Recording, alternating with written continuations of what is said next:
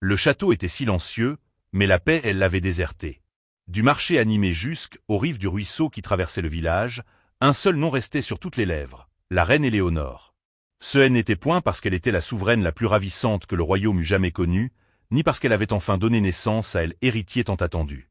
Non, c'était à cause de la manière dont elle portait son enfant. Chaque fois qu'elle quittait ses appartements, tous les regards la suivaient. On n'admirait plus ses robes de soie dorée ni ses parures de perles fines, mais on fixait avec effroi le nourrisson sanglé fermement contre son dos, la tête en bas. Son petit crâne frôlait presque le sol, ses jambes étaient étirées vers le ciel, ses bras pendaient, inertes, le long des flancs de sa mère, tandis que deux épaisses étoffes de velours le maintenaient dans cette position impossible. La première fois que les villageois furent témoins de cette scène, ils crurent à une méprise. Peut-être la reine était-elle trop épuisée pour en apercevoir. Peut-être les nourrices avaient-elles fait preuve de négligence. Ou peut-être était-ce simplement une étrange coutume venue d'ailleurs. Mais la scène se répéta, jour après jour. À chaque passage, les enfants la dévisageaient, les mères retenaient leur souffle, et les vieilles femmes hochaient la tête avec gravité. « Seigneur, ayez pitié », murmura-elle une des elles en se signant. Ce n'est pas naturel. Elle enfant se nommait Louis, le premier fils royal après cette longue année des attentes. Sa naissance avait été célébrée par des bals, des musiciens et des festins à travers tout le pays. Mais à présent, les gens craignaient même de prononcer son nom à voix haute. Elle porte le bébé à elle l'envers, chuchotait-on dans les tavernes, le visage sombre au-dessus des chopes de cidre. Elle ne laisse personne le toucher, renchérissait une servante du palais. Même la reine-mère ne l'a pas tenue dans ses bras. Au début, le roi Henri tenta d'ignorer les murmures. « Laissez-les parler », disait-il en balayant l'air de la main. « Ma femme est fatiguée. L'enfantement n'est pas chose aisée. » Mais au fil des jours, sa propre cour commença à s'interroger. Les nourrices évitaient la chambre de l'enfant. L'évêque cessa ses visites. Même la garde royale se mit à commérer derrière les portes closes. Quant à la reine Éléonore, elle ne disait rien. Pas un mot. Elle se levait avant l'aube, enveloppait l'enfant étroitement, la tête en bas, et marchait lentement dans les jardins du palais. Parfois, elle restait immobile sous le grand chêne centenaire, le regard perdu dans le vide, les lèvres remuant à peine. D'autres fois, elle chantait des berceuses que nulle avait jamais entendues. Des mélodies dans une langue qui n'appartenait pas à leur contrée. La nuit, des choses étranges se produisaient. Le bébé pleurait, non pas avec la force d'un nouveau-né, mais doucement, comme une plainte funèbre. Et peu importe combien de fois le roi Henri tentait de prendre son fils, Éléonore, arrêtait. « Il dort, disait-elle. Il a besoin de rester près de moi. » Henri commença à se demander si son épouse cachait quelque chose. Quelque chose de sombre, de dangereux. Mais ce que dit l'ignorait, ce que personne ne savait, c'était que la reine Éléonore avait fait un vœu secret la nuit de la naissance de l'enfant. Un serment qui n'exigeait qu'une seule chose. L'enfant ne devait jamais être porté à l'endroit, sinon le royaume entier en paierait le prix. Les lanternes du palais vacillaient cette nuit-là, projetant de longues ombres sur le sol de marbre. Henri, assis sur son trône, se massait les tempes. Depuis la venue de l'enfant, la joie avait quitté le château comme la fumée échappe d'une cheminée brisée. La reine ne riait plus. Elle ne souriait plus. Elle ne faisait que marcher, lente et spectrale, portant son bébé à l'envers comme une femme maudite. Et le pire, c'est qu'elle refusait de donner la moindre explication. Cette nuit-là, après que le palais eut sombré dans un silence inquiet, le roi la fit mander. « Éléonore, dit-il doucement lorsqu'elle entra. Assieds-toi. » Elle n'en fit rien. Elle resta debout, droite et rigide, l'enfant toujours lié derrière elle, la tête face au sol. « Devons-nous recommencer » demanda-t-il, la voix épuisée. « Pourquoi refuses-tu que je porte mon fils comme un père le devrait ?» Les lèvres d'Éléonore tremblèrent, mais elle garda le silence. Il se leva et approcha, tendant les mains vers le bébé. « Je t'ai prie, murmura-t-il. Mais elle eut un mouvement de recul, serrant l'enfant plus fort contre elle. « Vous ne pouvez pas, dit-elle enfin, d'une voix sourde et vide. « Je ne peux pas ?» insurgea Henri. « Je suis le roi. » Elle le regarda droit dans les yeux, le visage blême. « Alors ordonnez-moi de briser mon vœu, et regardez ce qui se passera. » Henri se figea. Quel vœu? Mais elle tourna les talons et sortit, sa traîne de velours glissant doucement sur le sol comme un linceul.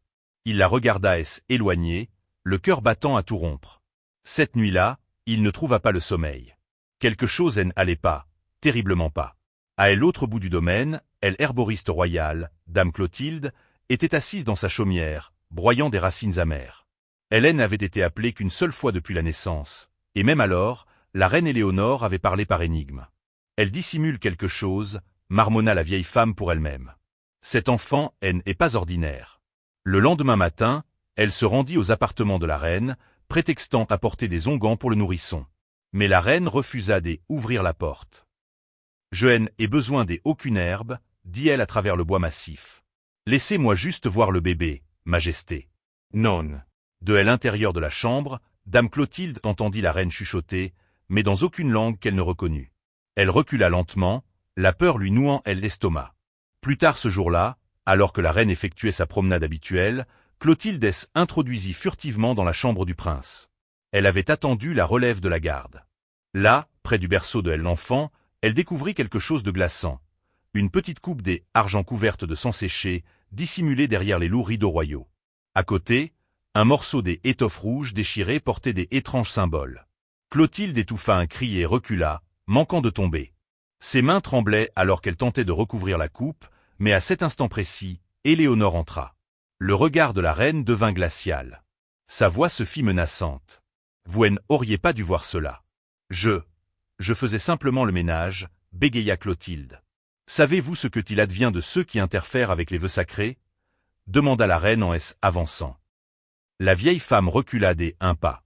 Que avez-vous fait, Éléonore ? Les yeux de la reine emplirent de larmes. J'y ai sauvé mon fils. Puis elle murmura, presque trop bas pour être entendue. Mais j'y ai peut-être maudit ce royaume par la même occasion. De retour dans ses appartements, Henri fixait le portrait de son défunt père. Il ne le savait pas encore, mais il était sur le point de déterrer un secret que ses ancêtres avaient tenté d'effacer de l'histoire. Un secret qui était revenu par intermédiaire de la reine et de enfant né en son sein. La pluie revint cette nuit-là, lente et régulière, tambourinant doucement sur les toits des ardoises du palais. Mais dans le cœur Henri, une tempête faisait rage. Depuis des jours, il observait sa femme en silence. Depuis des jours, il écoutait les rumeurs des domestiques, des gardes, des villageois au-delà des grilles. Et maintenant, après ce que dame Clotilde lui avait rapporté au sujet de la coupe ensanglantée, des murmures dans une langue étrangère et des menaces de la reine, il avait une certitude. Les ténèbres avaient pris racine dans son foyer. Ainsi, cette nuit-là, après que la reine fut sortie avec le bébé attaché à l'envers comme à l'accoutumée, le roi la suivit discrètement, vêtue d'une cape sombre, le visage dissimulé, le pas léger. Elle traversa la cour royale, dépassa les jardins des ornements et pénétra dans le jardin oublié, un lieu où nul avait mis les pieds depuis la fin de la guerre, 5 ans auparavant. Il se cacha derrière des épais buissons où elle observa. Là, sous le saule sacré, la reine Éléonore agenouilla. Elle démaillota l'enfant avec lenteur et le posa, tête en bas, à même le sol, son petit visage à peine visible sous le clair de lune. Puis, elle commença à incanter. Les mots n'appartenaient à aucune langue que Henri eût jamais entendue.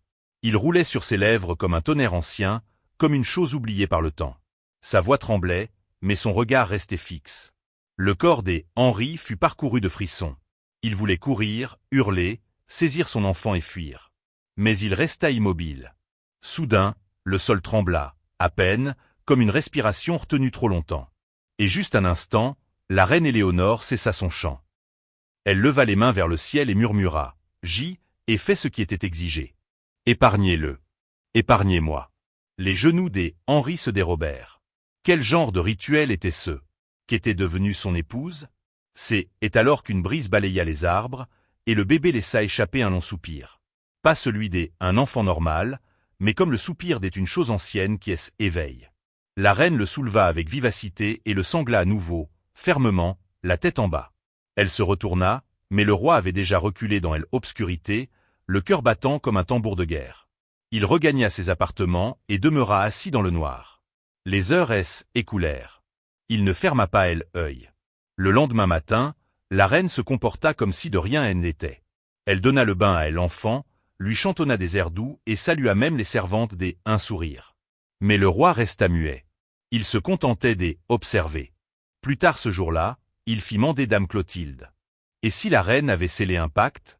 Lui demanda-t-il une voix sourde. Un serment de sang pour protéger l'enfant. Le regard de Clotilde assombri. Alors l'enfant est marqué, chuchota-t-elle. Et ce royaume est aussi. Le souffle Henri se bloqua dans sa gorge. Marqué? Pourquoi? Elle se pencha vers lui. Mon roi, vous a-t-on déjà conté la véritable histoire du premier fils de votre grand-père? Henri cligna des yeux. Il est mort à la naissance. C'est ce qu'on vous a dit, répondit la vieille femme. Mais la vérité fut enterrée sous la honte et la peur. Quelle vérité? Elle le fixa, la voix basse et grave. Cet enfant est né avec une marque sur la poitrine. Et la nuit où on le porta debout, à elle endroit, il disparut dans le vent. La main du roi se mit à trembler. Sa bouche devint sèche. Il n'était pas étonnant que la reine gardât leur fils si près d'elle. Pas étonnant qu'elle ne le laissât jamais regarder vers le ciel. Il se précipita aux archives royales, fouillant parchemins poussiéreux et grimoires oubliés. Des heures plus tard, il découvrit une prophétie maudite, tracée à elle encre pâle. Astérisque plus grand qu'un enfant royal reviendra chaque 3e génération, né sous une lune de sang, porteur de la couronne invisible. Si elle enfant est élevé dans elle erreur, la mort en suivra. Seul le ventre qui elle l'a porté devra le porter à elle envers, de peur que les cieux ne pleurent du feu. Astérisque les mains des Henri tremblaient. Son fils était le retour. Et désormais, la question n'était plus de savoir pourquoi la reine le portait à elle l'envers, mais ce qui arriverait le jour où elle cesserait de le faire. Le palais avait jamais semblé aussi glacial. Henri enferma durant des jours, lisant les textes anciens et entretenant avec dame Clotilde. Chaque mot qu'elle prononçait, chaque page que il tournait le menait sur un chemin de découverte terrifiante. Le fils de son aïeul avait disparu la nuit où il avait été porté droit, et l'histoire se répétait avec son propre enfant. Le roi le sentait dans ses os, une terreur grandissante. Mais pire encore que la malédiction était la vérité que il commençait à redouter. Son épouse, la reine Éléonore, en savait bien plus qu'elle ne voulait l'admettre. Ce soir-là, la routine de la reine resta immuable. Elle traversa les jardins du palais, silhouette silencieuse et obsédante, elle enfant attachée dans son dos, tête vers le sol. Elle passa devant le grand hall où le roi était assis, les yeux lourds d'inquiétude. Au moment où elle le croisa, le tintement léger de ses bijoux résonna comme un glas. Il se leva brusquement, le cœur emballé, mais elle ne s'arrêta pas. Éléonore, appela-t-il. Elle ne tressaillit pas. Elle ne se retourna pas. Elle continua simplement de marcher. Mais cette fois, Henri la suivit. Il y aurait plus de secret. Cette fois, le roi était déterminé à percer le mystère. Dans le calme du jardin, la reine Éléonore arrêta de nouveau près de elle, arbre sacré, là où elle avait murmuré au vent la veille. Mais cette fois, Henri était juste derrière elle. Éléonore, dit-il, la voix tremblante de colère et de peur. Tu dois me dire la vérité. Que as-tu fait à notre fils? Elle se tourna lentement, le visage pâle mais composé. Tu ne comprendrais pas. Je comprendrai, insista-t-il en avançant. Je le dois. Si tu aimes vraiment, si tu aimes ce royaume, tu me le diras. Elle baissa les yeux vers le bébé qui gisait étrangement immobile sur son dos. Il ne s'agit pas des amours, dit-elle doucement. Et il ne s'agit certainement pas de toi, Henri. Que veux-tu dire? Sa voix était empreinte de confusion et de frustration. Le regard d'Éléonore adoucit un instant et, pour la première fois depuis des mois, ses lèvres entr'ouvrirent dans ce qui ressemblait à du chagrin. La vérité. La vérité, c'est que je n'ai pas eu le choix. Elle prit une profonde inspiration et commença, la voix basse, presque un murmure. Il y a 7 ans, quand on annoncer que je serais reine, on a promis un enfant, celui qui assurerait que le trône reste dans notre lignée. Mais cette promesse avait un prix. Le cœur d'Henri battait la chamade. Quel prix? Elle se détourna de lui, fixant le ciel étoilé comme il pouvait contenir la réponse qu'elle craignait de prononcer. Et était conduite aux grottes sacrées sous le palais. Là, et rencontrait la voyante. Elle aime à montrer des visions un enfant qui naîtrait avec un grand pouvoir, mais aussi une terrible malédiction. Elle d'enfant? Oui, murmura-t-elle. Mais la voyante a dit que si je le portais de la mauvaise manière, il apporterait la ruine sur le royaume. Si je ne suivais pas les règles du rituel, si je ne le gardais pas la tête en bas, tout effondrerait. Le peuple se retournerait contre nous. Il se soulèverait et le royaume brûlerait. Henri recula, la bouche sèche. Il ne pouvait croire ce qu'il entendait. Éléonore, tu n'as pas?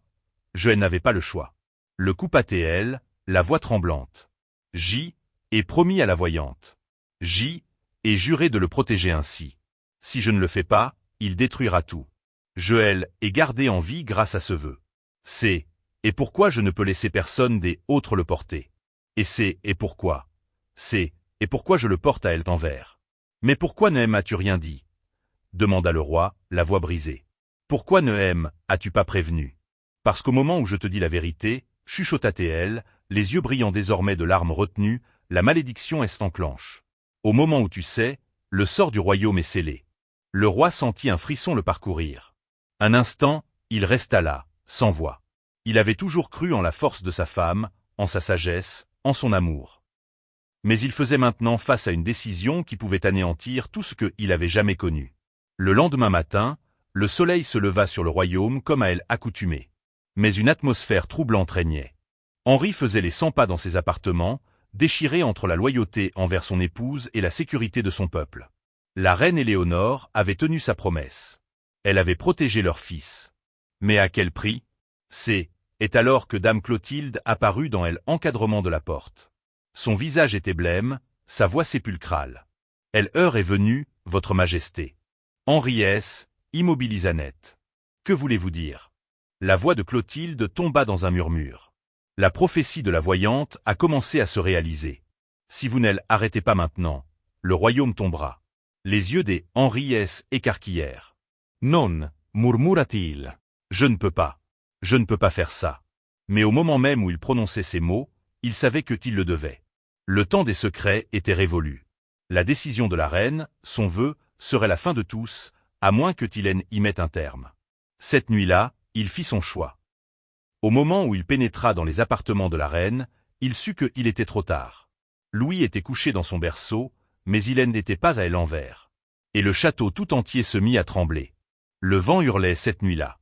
Ce n'était pas la brise légère qui caressait habituellement les arbres du domaine, mais une bourrasque furieuse, colérique, qui faisait claquer les portes, trembler les vitraux et pousser chaque garde à chercher un abri. Les éclairs déchiraient le ciel, et le tonnerre grondait comme des tambours de guerre annonçant l'apocalypse. À l'intérieur de la chambre royale, l'enfant gisait à endroit. Pour la première fois depuis sa naissance, le visage de Louis faisait face à la voûte céleste. Quant à la reine Éléonore, elle était effondrée sur le carrelage froid, les mains tremblantes, le visage figé par horreur. Elle n'avait pas voulu endormir, mais l'épuisement avait fini par triompher. Juste une heure. Une courte heure des oublis. Était tout ce qu'il avait fallu. Henri se tenait près de la porte, le regard rivé sur l'enfant. Il est à endroit, murmura-t-il. Éléonore. Il est à endroit. Les yeux de la reine étaient écarquillés, sa voix éteinte. Elle ne pouvait plus bouger, ni même respirer. Elle avait échoué. Le vœu était brisé. Soudain, sans le moindre avertissement, l'enfant commença à pleurer. Mais ce n'était pas un pleur ordinaire. Était un cri aigu, perçant, comme si tous les esprits des aïeux revenaient hurler à travers sa petite gorge. Dehors, les oiseaux envolèrent des arbres en une nuée paniquée. À l'intérieur, les gardes lâchèrent leurs armes pour se couvrir les oreilles. Puis, les torchers du palais éteignirent. Obscurité totale abattie. Seul le cri de Louis résonnait dans les ténèbres. Henri se précipita vers le berceau, tentant de saisir l'enfant. Mais alors qu'il tendait les bras, une chaleur intense, surnaturelle, pulsa de la peau du garçon, brûlant la main du roi. La reine Éléonore retrouva enfin sa voix. Non. Ne le touchez pas. Le corps de l'enfant éleva doucement au-dessus du matelas, flottant à quelques centimètres dans les airs, une vision qui arracha un hurlement à la reine. C'est à cet instant que dame Clotilde fit irruption dans la chambre, brandissant une torche enflammée. Attachez-le. Hurla-t-elle. Vite, Éléonore, remettez-le à envers ou tout est perdu. Éléonore se rua vers le berceau, ses mains fébriles attrapant le bébé qui agitait dans le vide. Elle l'enveloppa à la hâte, le retournant contre elle, nouant les étoffes avec désespoir, murmurant des incantations une voix brisée. Au moment précis où le nœud fut serré et que la tête de l'enfant fit de nouveau face à la terre, la chambre se figea. Le vent tomba. Les ténèbres se dissipèrent. L'enfant endormi instantanément. Plus un bruit, si certain est le crépitement de la torche de Clotilde. La reine Éléonore effondra en sanglots. Henri agenouilla près d'elle, les larmes aux yeux. Et maintenant, qu'est-ce que notre fils? Dame Clotilde assit lentement, le visage grave, éclairé par la lueur vacillante du feu. Il est la malédiction renaissante. Mais il est aussi la clé. La clé? Demanda le roi une voix rauque. L'enfant est le réceptacle, chuchota la vieille femme. Il y a 3 générations, Un roi a scellé un pacte mortel avec des esprits obscurs pour gagner une guerre impossible. Il a offert sa descendance à naître. Cette descendance, est Louis. C'était pourquoi la voyante N a donné qu'une seule instruction. Le porter à elle envers jusqu'à ce que la terre elle-même dise le contraire.